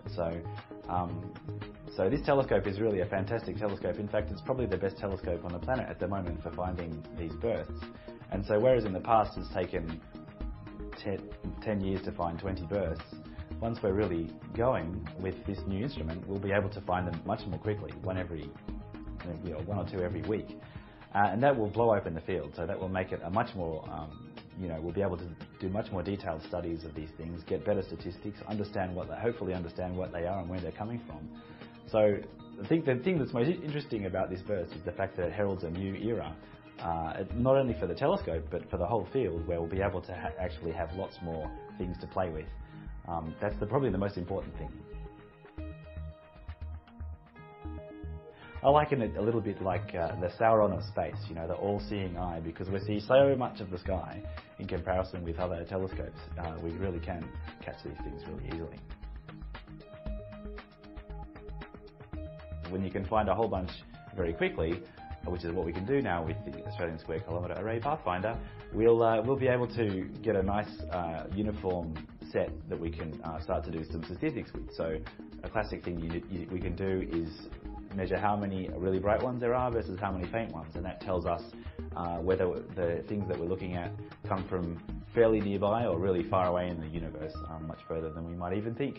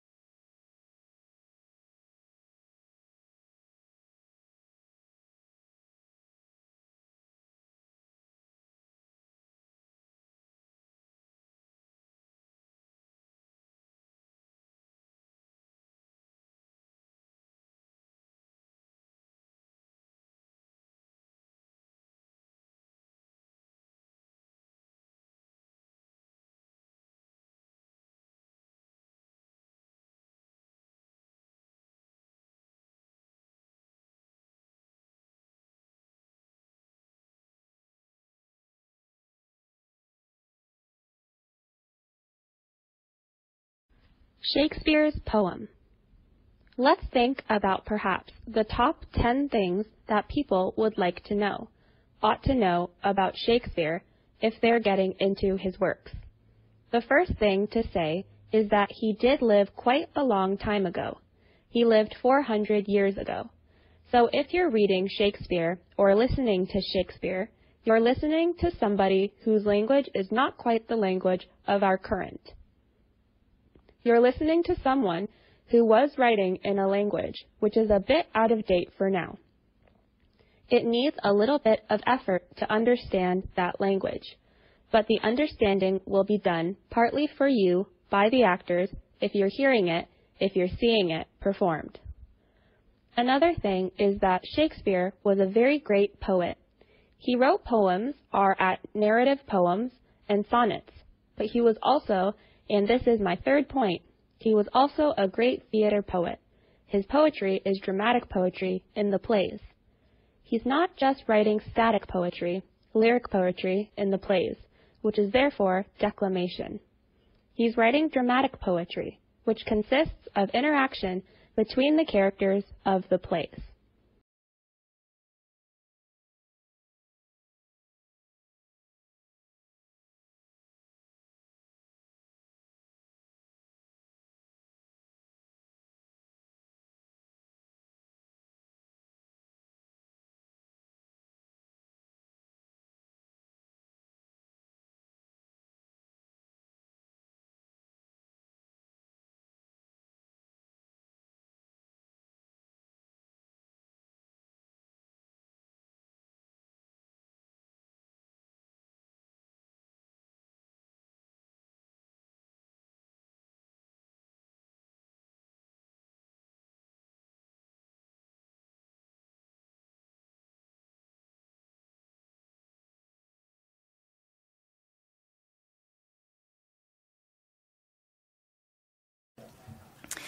Look, I'm going to talk today really mostly about what I do as a curator here at the National Museum, but I want to try and draw some kind of generalities from that in terms of how there's a series of curatorial practices, if you like, tools and techniques and methods that I think could be of interest to your students and of interest to you in developing extension history courses. I want to talk about what I do as a curator, and then from that also talk a little bit about the kinds of history that I think museums are particularly good at creating and communicating. I think this is something I'd really like to discuss because I think it's not necessarily very well understood that museums, as Dave insisted by putting up my quote at the beginning of in his slide, is that I think museums create a very particular kind of history. It's not the kind of history that gets created in books or indeed in films or in compositions. It's a very particular kind of history that grows out of the fact that museums are centrally interested and defined by their collections. I should say that's not an uncontested view of museums, but it's certainly my view of museums. So curators try to understand material culture as evidence of other people's lives, as a means to try to understand other people, what they looked like, what they did, how they made a living, what they hoped for in their lives, how they tried to construct their world, and why they made particular choices. And one way in which curators differ from other historians is therefore in focus in terms of how we interrogate the past, what elements we use to communicate the past. Most academic historians are trained very much in the discipline of words, and they concentrate on words. Still today, I think, although it's changing a little bit. If you go through university history, I think primarily you are encouraged to draw on things like archival accounts, manuscripts, now oral histories, and most of that work is actually promulgated in the form of books. There's also other kinds of historians. Obviously, filmmakers and photographers concentrate on creating images of the world and arranging them in meaningful sequences. But curators attend to objects. We look at objects as evidence of the past and try to arrange objects in meaningful ways called exhibitions.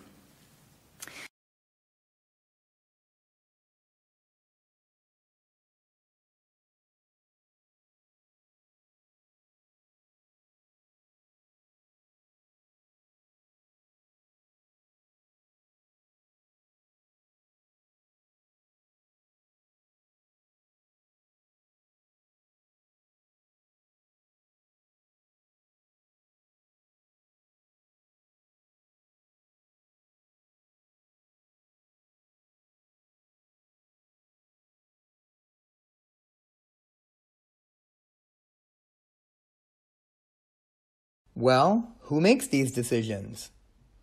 In the international arena, the decisions are made by states, but to George Orwell's phrase, some states are more equal than others. The ones who are most equal are the ones called G7, the 7 rich industrial countries, and they have an overwhelming effect on states' decisions.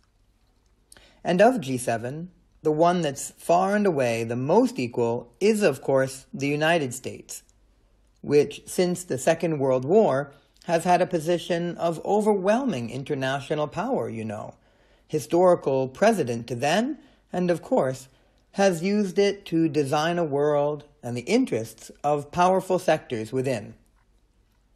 Alongside the powerful states, there are the institutions that they have designed, the international financial institutions, the IMF from World Bank's World Trade Organization, took over from GAP a couple of years ago. Those are institutions of global dominant, global control, which are themselves controlled by the rich countries and primarily by the United States, which, once again, has an overwhelming influence.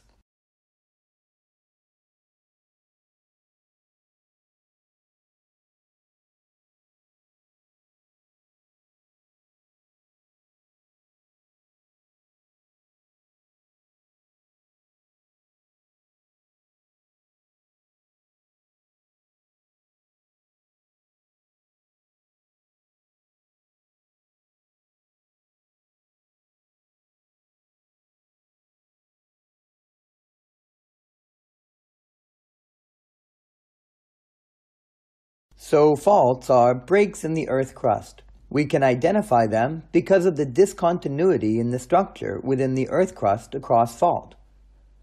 and earthquake occur on these faults, so very processes by which these faults moves to a large extent is due to earthquakes. So we have a fault plane, and the earthquake is so focused on this fault plane, and the earthquake starts at the particular point on the fault plane, and we call that the focus of the earthquake. The rock prorogates out from that point on the rupture plane to cover the entire fault plane. The rupture is in that particular earthquake. We talked about the epicenter of the earthquake a lot. The epicenter is just the surface projection of the focus of the earthquake. So if you wanted to looking at map view where the earthquake was located, we would be able to look that into the earth. We would see the focus down some depth in the earth, or the epicenter, just a point vertically above that focus at the surface of the earth. So this is the focus between the faults and the earthquakes.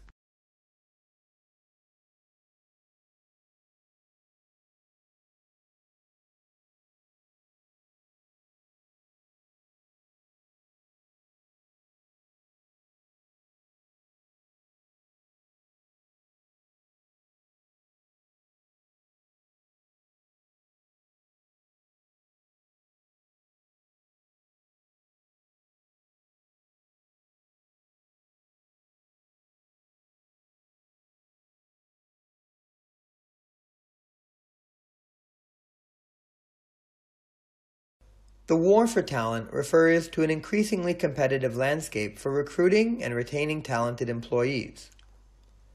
In the book, Michaels et al. Describe not a set of superior human resources processes, but a mindset that emphasizes the importance of talent to the success of organizations. The war for talent is intensified by demographic shifts, primarily in the United States and Europe. This is characterized by increasing demand along with decreasing supply demographically. There are simply fewer post-baby boom workers to replace the baby boom retirement in the US and Europe, though this is not the case in most of East Asia, Southeast Asia, Central Asia, Central America, South America, or the Middle East. Eastern Europe also tends to have similar demographics, namely an aging and shrinking labor force. While talent is vague or ill-defined, the underlying assumption is that for knowledge-intensive industries, the knowledge worker is the key competitive resource. Knowledge-based theories of organizations consistently place knowledge workers as a primary competitive resource. Talent is never explicitly defined in the book, though the preface notes, a certain part of talent elude description. You simply know it when you see it. After several further caveats, the authors go on. We can say, however, that managerial talent is some combination of a sharp strategic mind, leadership ability, emotional maturity, communication skills, the ability to attract and inspire other talented people, entrepreneurial instincts, functional skills, and the ability to deliver results. The authors offer no outside support for this assertion. A 2006 article in The Economist, which mentions the book, notes that companies do not even know how to define talent, let alone how to manage it. Some use it to mean people like Aldous Huxley's Alphys in Brave New World, those at the top of the bell curve. Others employ it as a synonym for the entire workforce, a definition so broad as to be meaningless. The war for talent is seen by various sources as becoming irrelevant during economic downturns. However, there have been highly visible talent poaching by solvent firms of others who have economic hardship.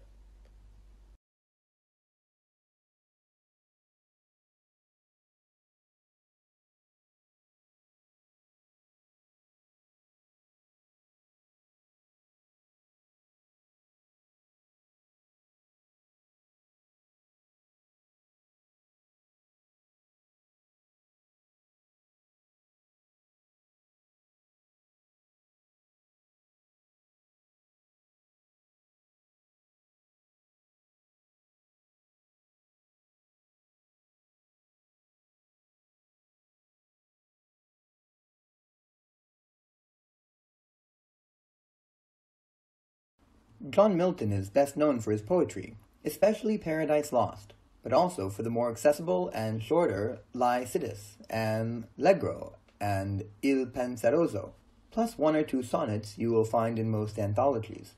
But an easier way into what he thought and believed in social and political terms is through his prose writings.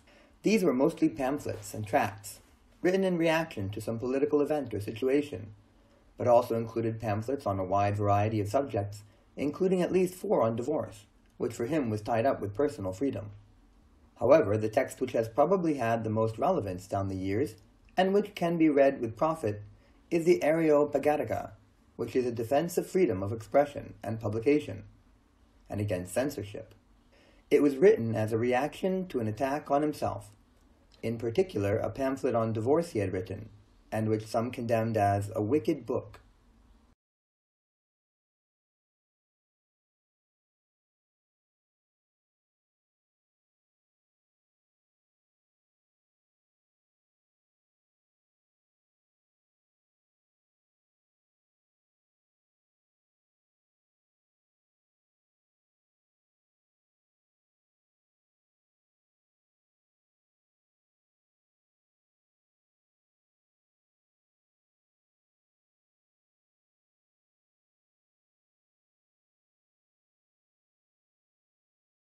The question today of what makes a luxury brand and how do we distinguish it is very hard to answer. The standard business response is to say they are more exclusive, and we get exclusivity by having high price and relatively small amounts of the product available.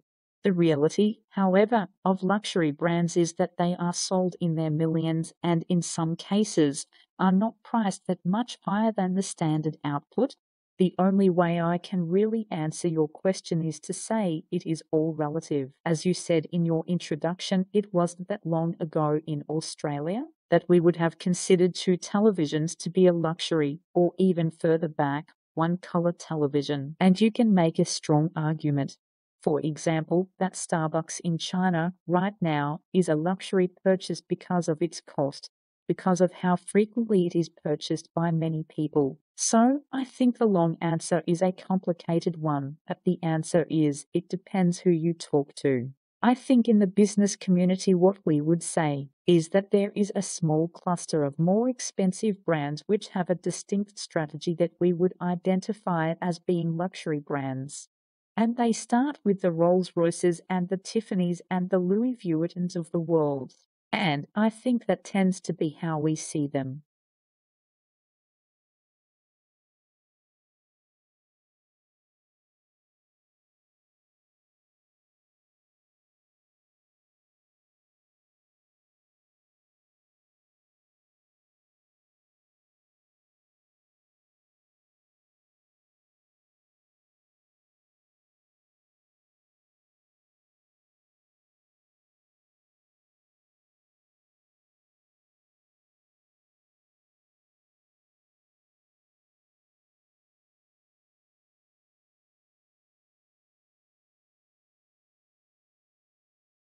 Today, this course you are going to take is about what is engineering and how to work with a complicated system. You guys should know the answers because all of you guys are from the engineering course, especially when you design, build, debug, and develop something new. During this process, you are working with the complicated system, how to program complicated systems, and how would you know it actually works before producing it. Sometimes the inspirations are from your daily life. You probably need to consider your personal life experience, and from the common everyday life to the tiny things that you cannot see virtually, and the inspirations normally exist in the tiny levels. A complicated system such as your laptops running Microsoft systems. That means the system is not able to see, which means you guys have to virtualize it.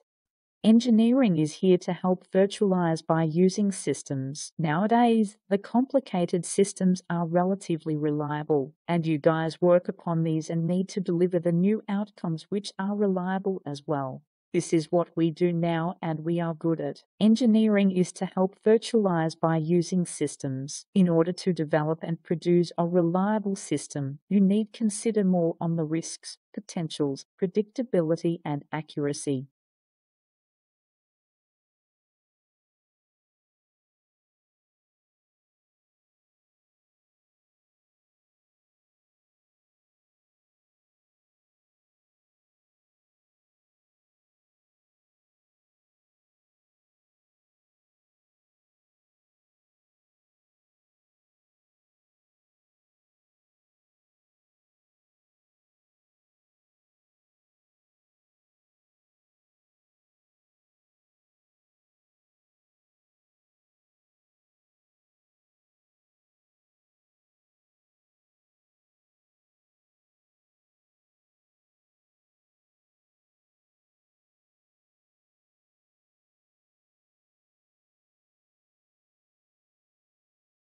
The first inhabitants in Australia were the ancestors of the present Indigenous people. Whether these first migrations involved one or several successive waves and distinct peoples is still subject to academic debate, as is its timing.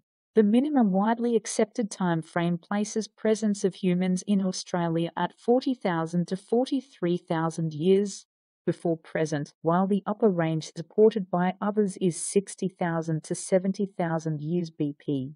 In any event, this migration was achieved during the closing stages of the Pleistocene epoch, when sea levels were typically much lower than they are today. Repeated episodes of extended glaciation resulted in decreases of sea levels by some 100,150 m. The continental coastline therefore extended much further out into the Timor Sea than it does today, and Australia and New Guinea formed a single landmass, known as Sahel, connected by an extensive land bridge across the Arafura Sea, Gulf of Carpentaria and Torres Strait. The ancestral Australian Aboriginal peoples were thus long established and continued to develop, diversify and settle through much of the continent. As the sea levels again rose at the terminus of the most recent glacial period some 10,000 years ago, the Australian continent once more became a separated landmass. However, the newly formed 150 km wide Torres Strait with its chain of islands still provided the means for cultural contact and trade between New Guinea and the northern Cape York Peninsula. During the 1970s and 1980s, around 120,000 Southern Asian refugees migrated to Australia.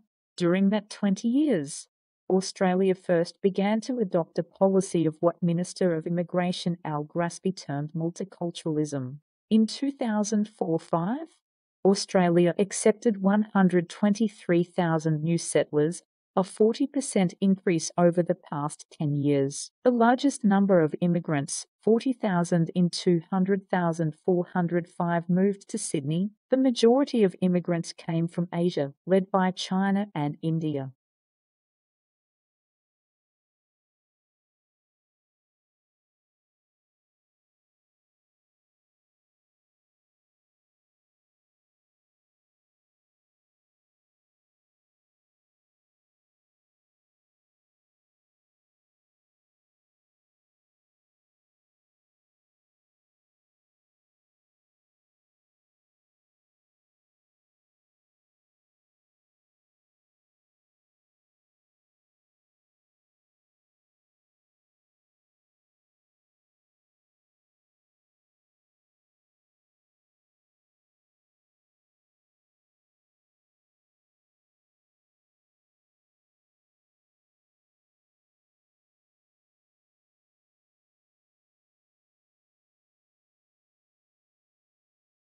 Why the bumblebees pick some flowers over others. Researchers have known for a while that flowers' color can be a signal. Color in shorthand that says to a bee, "Hey, I get some good quality nectar here. Want to stop by for a visit?" But new findings show that bees also use color to get clues about a flower's temperature. And according to a study from a British research team published in the journal Nature, some like it hot. Bees use up a lot of energy just staying warm on some days. In fact, they can't even fly if they are too cold. So if one flower is warmer than another, a bee can save some of its fuel by basking on that flower while it's doing its pollinating business. And it turns out that bumblebees consistently do choose warmer flowers over cooler ones, even when the two flowers offer up the same quantity and quality of nectar. Some plants seem to be evolutionarily adapted to be slightly warmer because the warmer ones get visited more by the chilly bees. When it comes to getting pollinated, apparently the heat is on, and that is the boss.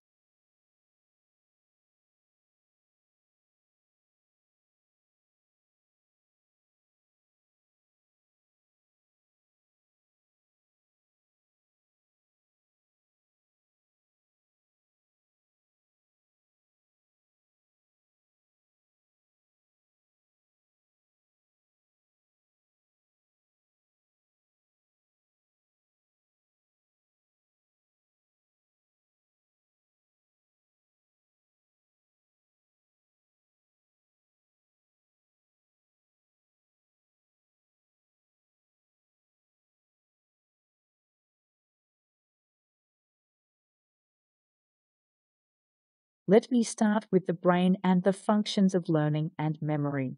Because what we've discovered over the past 10 or so years is that you need sleep after learning to essentially hit the save button on those new memories so that you don't forget. But recently, we discovered that you also need sleep before learning to actually prepare your brain, almost like a dry sponge ready to initially soak up new information. And without sleep, the memory circuits of the brain essentially become waterlogged, as it were, and you can't absorb new memories.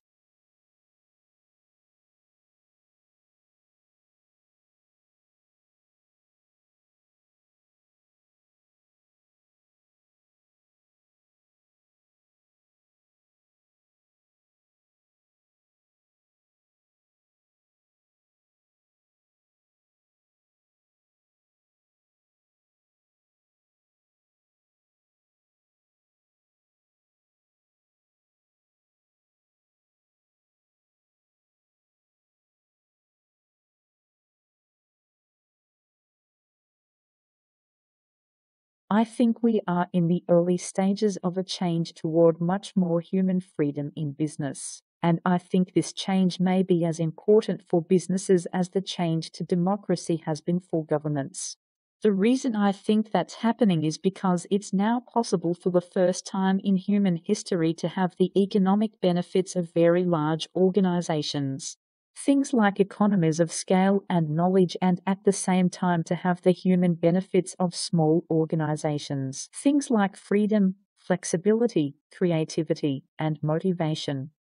The reason I think that's possible is because information technology has now reduced the cost of communication to such a low level that it's now possible for huge numbers of people, even in very large organizations, to have enough information to make sensible decisions for themselves, instead of just following orders from someone above them who supposedly knows more than they do in a management hierarchy.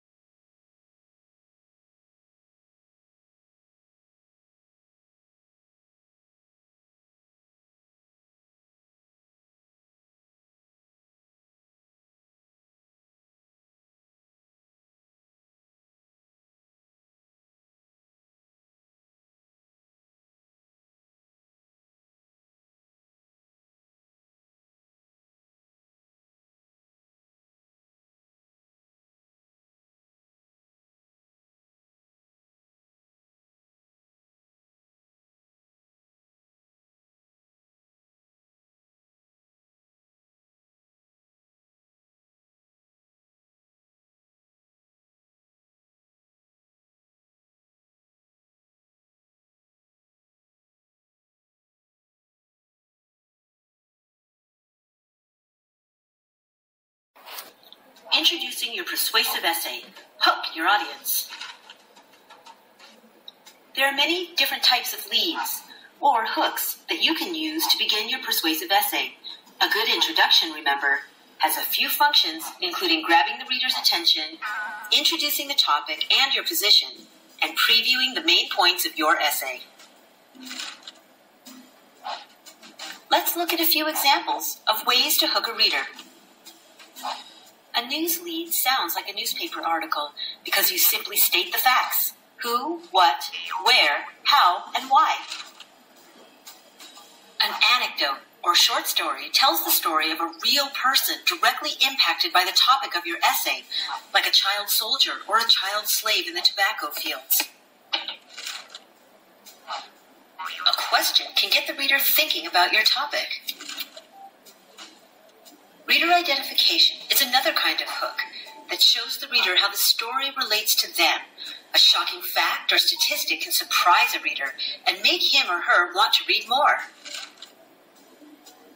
Guided imagery is where you use your best descriptive five senses skills and transport the reader into the world that you are describing. Dialogue allows the story to unfold through conversation of main characters. Remember, whatever hook or lead idea you use, it should be something new and not a cliche or overused expression. Be bold and make a statement to get your reader to feel emotion or be shocked into wanting to learn more.